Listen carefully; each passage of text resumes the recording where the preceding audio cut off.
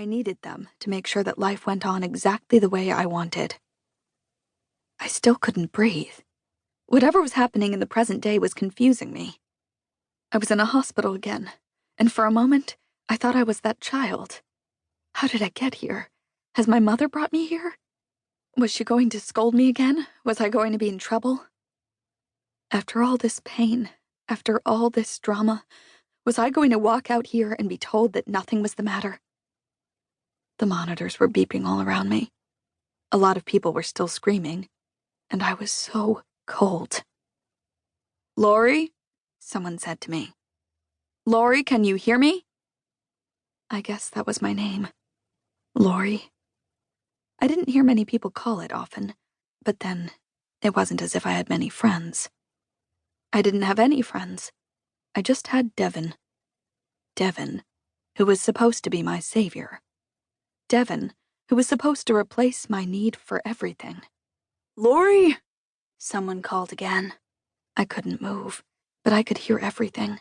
It was as if I were having an out-of-body experience. It was as if I were fighting for my life, yet I was already dead. What did I have to fight for anyway? I hadn't really done anything with my life. I hadn't really accomplished my goals, and I wasn't happy. I thought I would be happy, once, with Devon. But I wasn't happy with Devon. Devon would kill me. "Laurie!" I wasn't sure whether that voice was the doctor's or Devon's. I thought it was ironic that Devon actually sounded upset. After all, he had put me here. And while I'm not sure it was his end goal, I'm pretty sure he didn't care what he did. As long as he got pleasure out of it, he would do anything. My mother used to tell me that life wasn't about me, it was about others.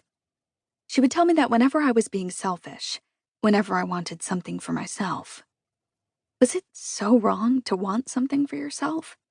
Was it so wrong to want to buy yourself an ice cream or want the day to go your way? I didn't even need the day to go my way. I didn't even need half the day to go my way. I just needed a few moments of each day to make me happy.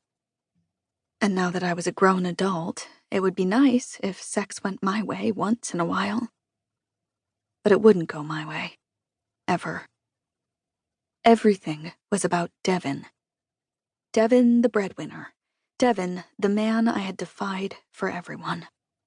Devon, the man who would surely be the end of me. I could hear some struggling, and my foggy brain assumed that Devon was perhaps fighting to get to me. I didn't want him to get to me. I didn't want anyone to get to me. I didn't care whether I lived or whether I died. Actually, that wasn't true. I wanted to die. It wasn't that I was suicidal.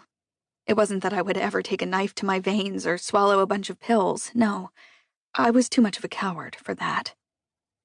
But if someone came along and happened to kill me, I don't think I would stop them. That was how I ended up here, wasn't it?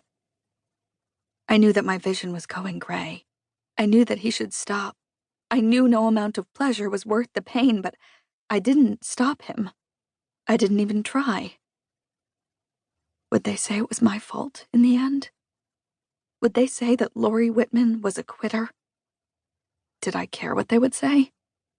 Did I care if they cried at my funeral? I tried to picture my own funeral. Who would even be there? Devon had cut me off from so many people. My whole life was about him. Who cared enough to come and mourn me? Would he mourn me? He would probably mourn the loss of a sex partner, a live-in sex doll. I couldn't think of myself as his wife, because he didn't want any of the other things that came with marriage. I couldn't think of the times when I was happy with him, although I was sure that there had been times. There had to be, right? I couldn't have just been miserable from the day my 19-year-old self fell in love with him and promised to be with him forever. There had to have been other times. Good times. Why couldn't I remember them? Why did they not flood my brain? Weren't you supposed to remember your whole life when you were dying? I was positive I was dying. I knew that my body wasn't strong, and I knew it couldn't take these massive interventions that the doctors were attempting to do.